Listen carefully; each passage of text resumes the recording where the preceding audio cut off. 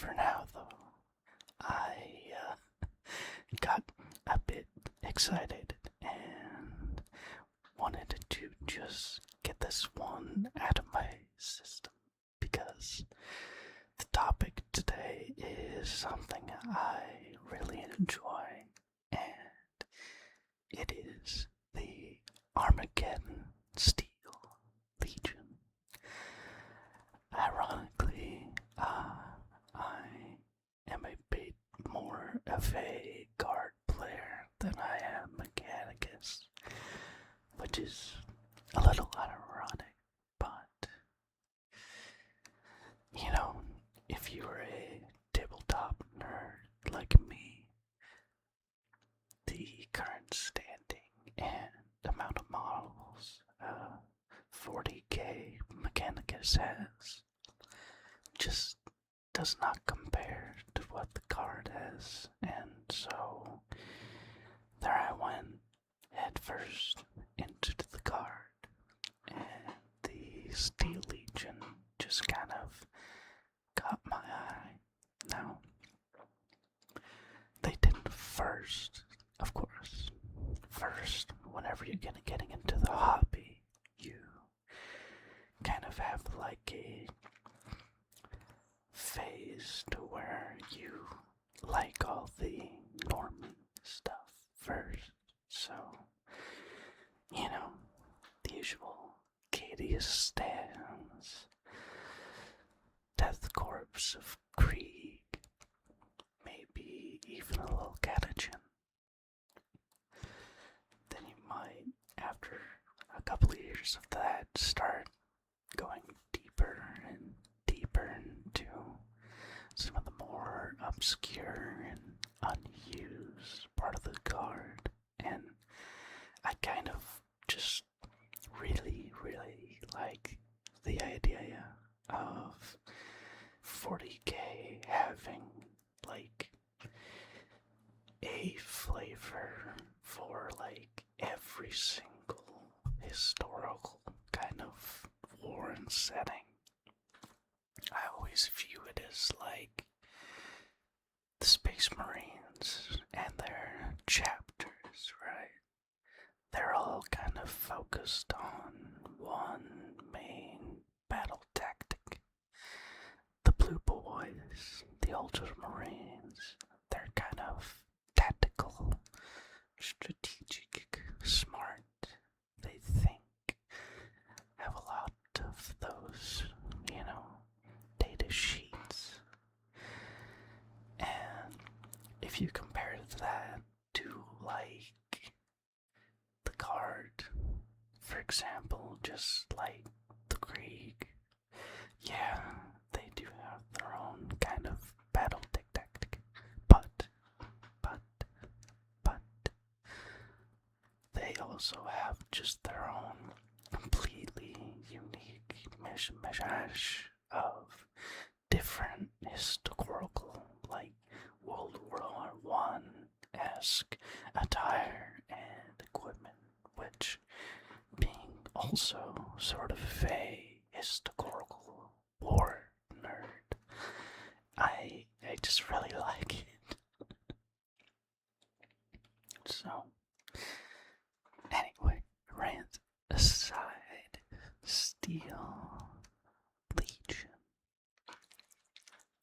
I will cherry pick a bit of the Warhammer 40k fandom wiki and give you a somewhat brief rundown of kind of the whole deal. If you can see the background of this video,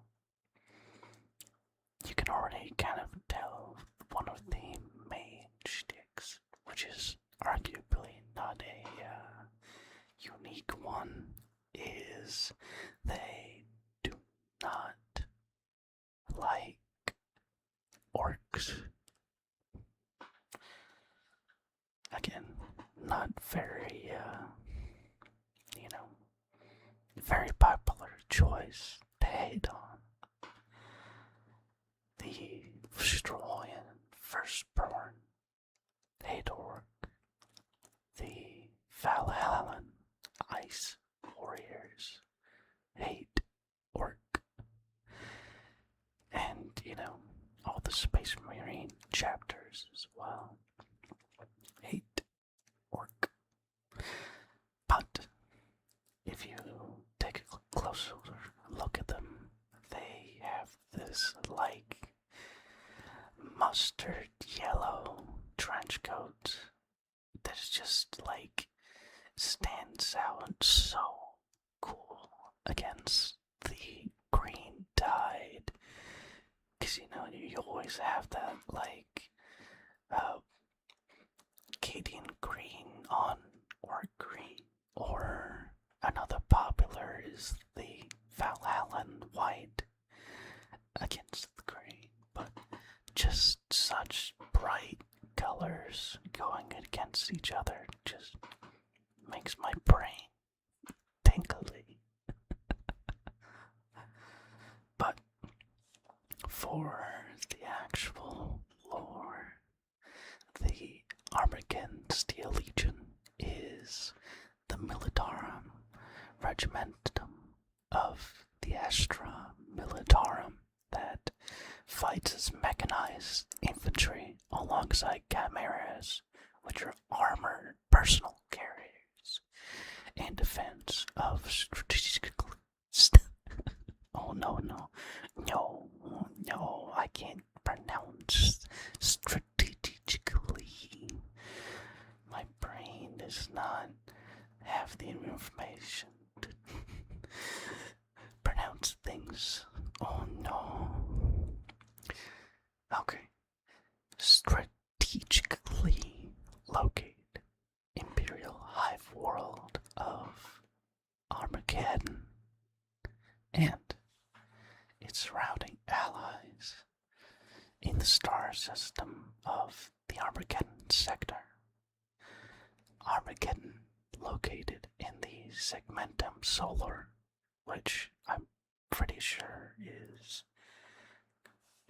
included in Lord Solar's domain, because, Lord Solar and Segmentum Solar, so, So, Armageddon, planet blighted by poison, by millennia of heavy industry output. Thought, though, it was also a major manufacturing center in the 41st millennium.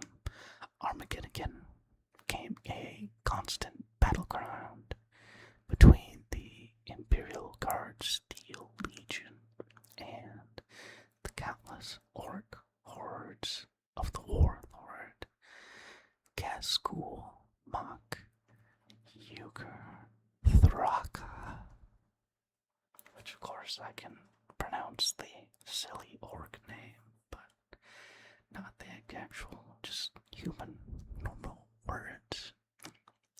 Very good example of how brain rotted I am for 40k.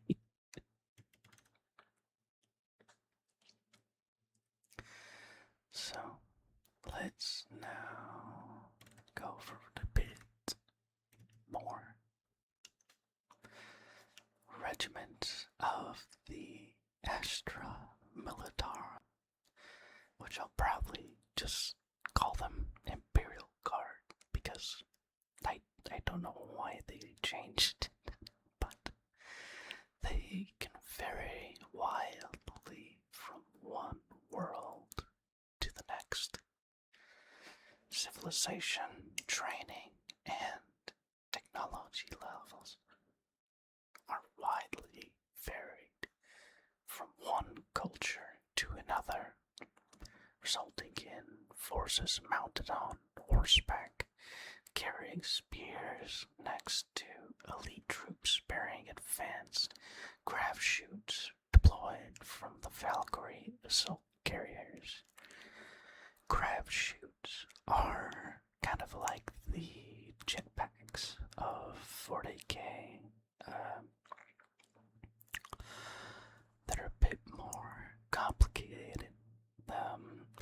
some authors, like the author who did Gaunt's Ghost, they made it to be more of like a literal grab shoot, as in a replacement to a normal parachute. But others kind of see it as a just normal jetpack. So, anyway, like I said, I really just like talking about the card, so I may go on a few side rants or two, so apologies.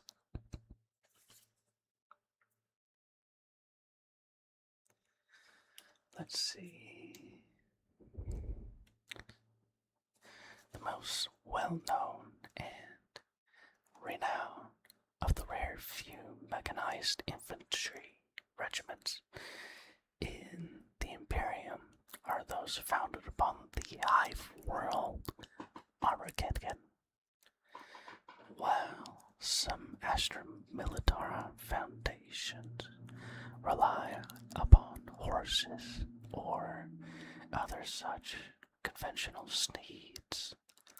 The Steel Legion of Armageddon ride into battle as mounted infantry with hulls of their trusty Chimera armored transports. The high number of chimeras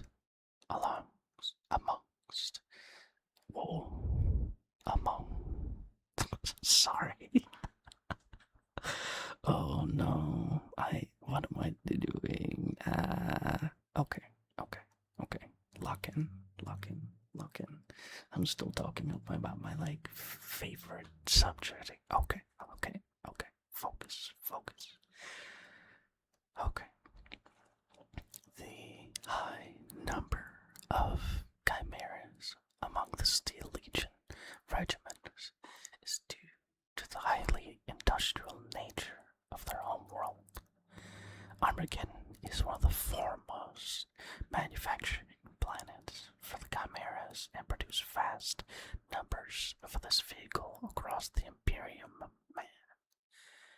So great is Armageddon's output of chimeras that are extremely high proportion of regiments raised from the world are mechanized infantry. These highly mobile forces are skilled at rapidly redeploying convoys of vehicles to engage the enemy. Often, the Steel Legion's vehicles simply overrun the enemy's front lines, allowing their infantry to disembark and sweep the area clean of aggressors. Granted, they're still using blast guns, but anything they can clear out with blast guns, they can. So probably won't overwhelm like a front line of Space Marines, but yeah.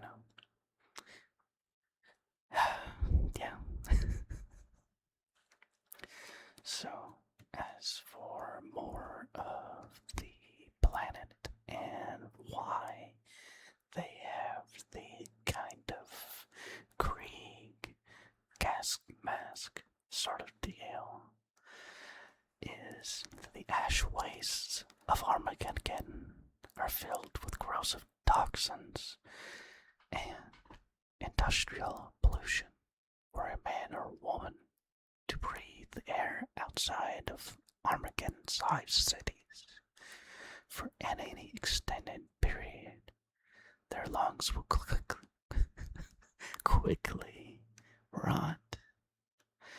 Despite this, Armageddon has a massive population and is capable of raising a large number of Imperial Guard regiments.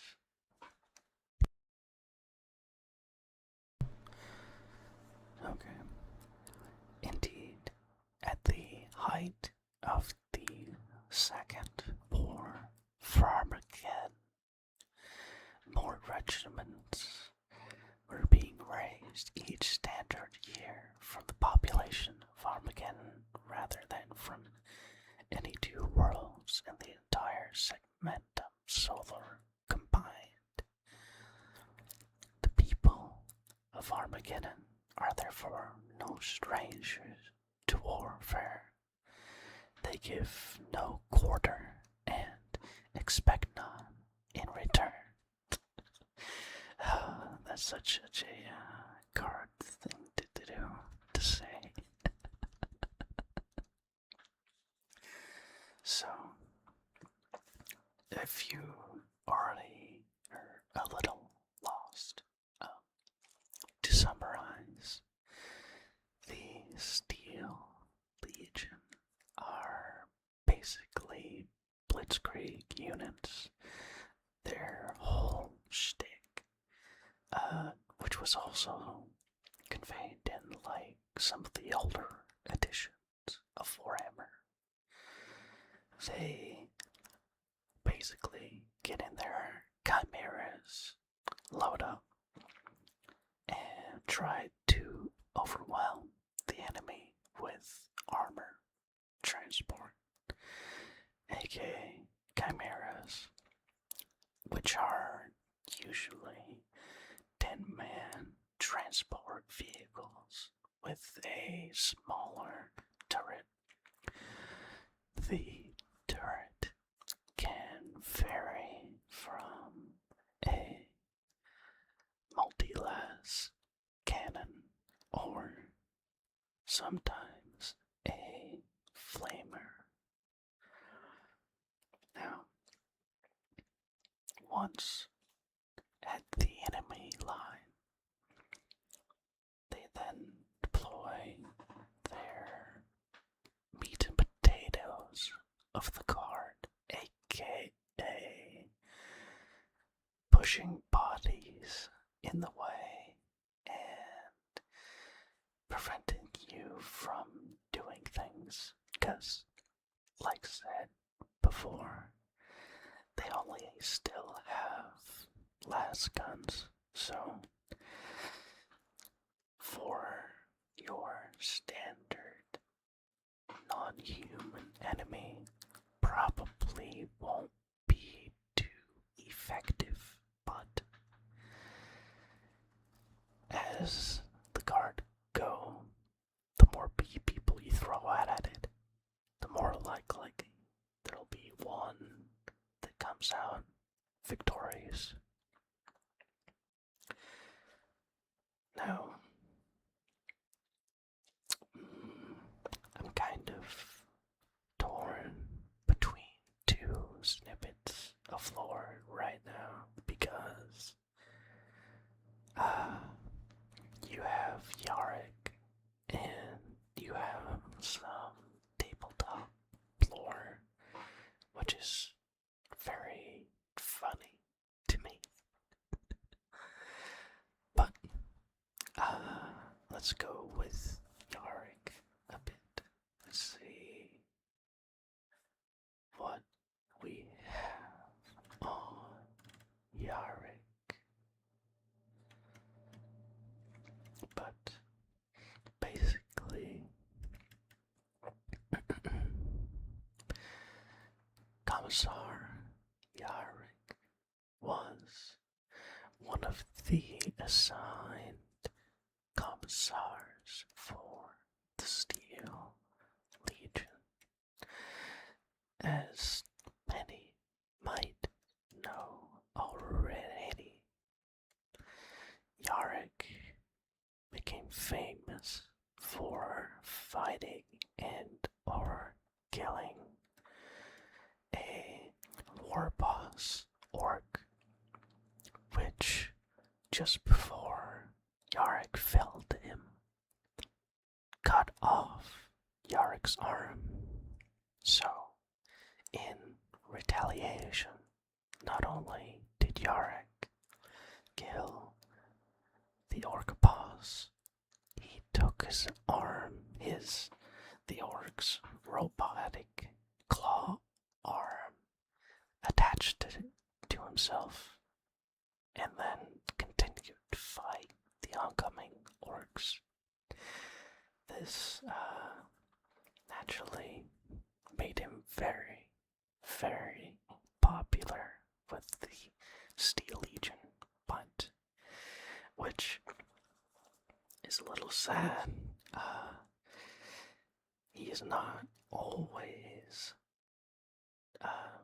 represented to lead the Steel Legion, though he originally was attached to Steel Legion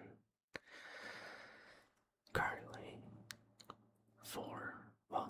not currently, different lore a bit.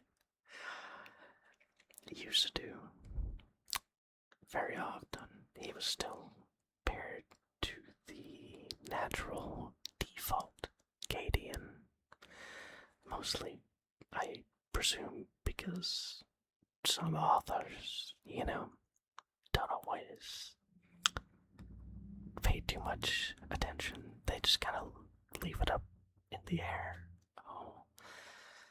Make them just guard that he's leading.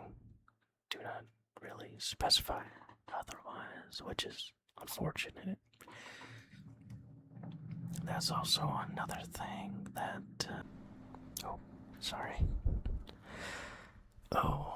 just had the first event where a loud vehicle ran like right outside my window. Okay. We'll see how that sounds later. Anyway. Yarek. Basically, after this, Yarek kind of took command of a lot of the Imperial forces on Armageddon itself. And during the third one is when he kind of started to actually come full into like the main picture, because just as we're kind of experiencing now, potentially in 11th edition, and some rumors, there is yet another Armageddon war. It's basically like Cadia before Cadia, like, exploded a little bit, but apparently we'd still occupy it, I guess. I don't know. All other video rants. So anyway, so we have why the Steel Legion look like that, what their named character is, but something I kind of want to go over is their equipment, because as a tech priest, I am very, very, very, very interested in the technical gear and equipment.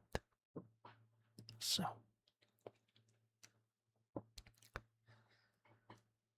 the standard Armageddon Steel Legion guardsmen will be outfitted. Oh no, I'm outfitted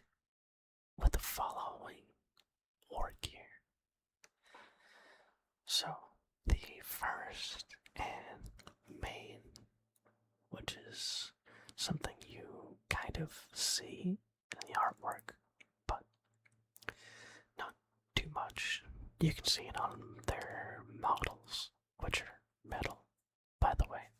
No plastic, no resin, just metal, because they are old. Very, very old. But the M36 pattern lasgun,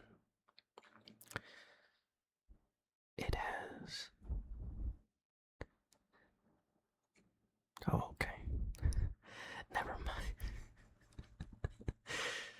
The wiki actually doesn't go into it too much. That's weird, because I just know off the top of my head more.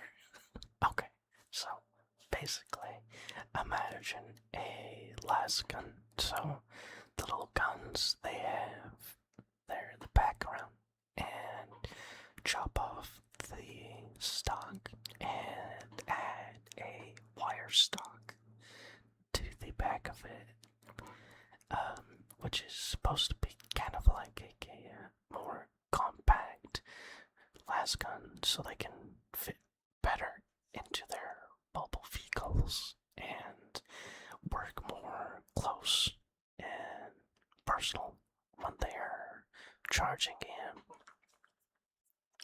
I also want to say that they have a higher fire rate than the standard lasgun, because, you know, the whole idea of the Blitzkrieg is charging in under the cover of mechanized vehicle transports and getting in close enough to where you then can disembark and hose the enemy at last fire. So I'm fairly certain that they have a higher rate of fire on their guns. Not only that, they get 4 lasgun charge packs. Now, that may not seem like much, but lasguns have a very nice ability to never really run out of ammo that quickly. You have like 100+ shots most times. Heck, even if you look at the Dark Tide lasgun, that by default, just like the standard Cadian one, has 100 shots in each mag. So this one, I'd assume, would probably be of equal, if not a little more. But either or, very, very easy to charge them. There's several famous guard books that say, even if you're like in a tight pinch, let's say you're in a frontline trench and the Administratum botched the ammo order, and you don't have that new shipment of ammo, you could take your lasgun packs, throw them onto a fire, so like, just not exaggerating, that like this is an actual just fire, and it'll charge it, which is insane. But that's something I also just get like super obsessed with, all the weird tricks the guard learn with using their lasguns. It's just, oh, yeah. Yeah. So, besides me nerding out about lasguns, you also have the standard flak armor, which, granted, you may not really see Steel Legion do because they have those trench-ons, but it's fairly assumed that flak armor, basically, I think it was put best that if flak armor was like a thing we use today in current year, it would be like amazing. It could like completely protect you from most anything. But in the 41st millennium, it can't really catch up to most things, because most things are like crazy. You have like acid spitting, flesh eating bugs, and bullets that like drill into you and then explode from the inside. So, yeah.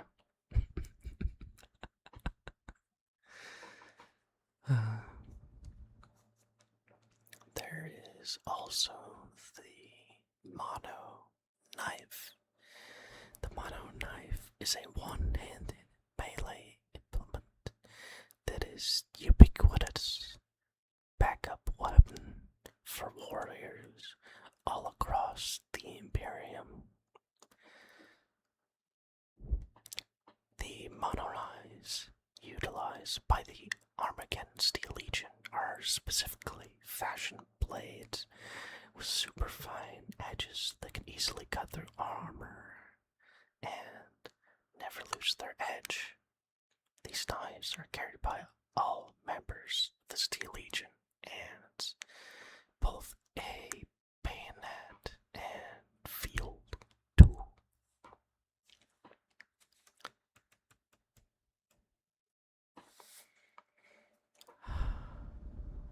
Okay. Also has the toxic resistant trench coat. Each guardsman of the Armageddon Steel Legion is equipped with a toxic resistant trench coat, boots, and gloves.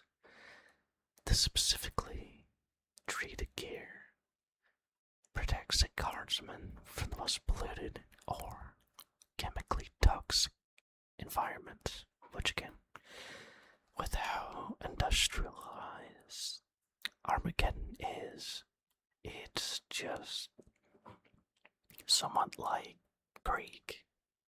Which, speaking of that, if you want to know some old lore,